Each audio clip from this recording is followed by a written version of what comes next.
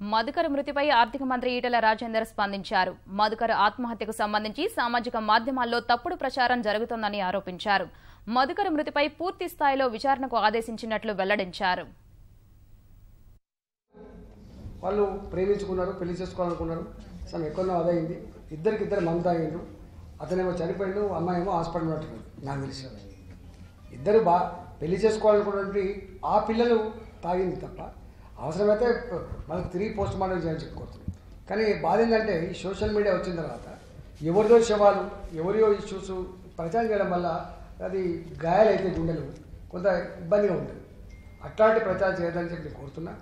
100% అక్కడ లాల్ వాళ్ళ మేనమామ మా ఎమ్మెల్యే గారి దగ్గరే ఉంటాడు.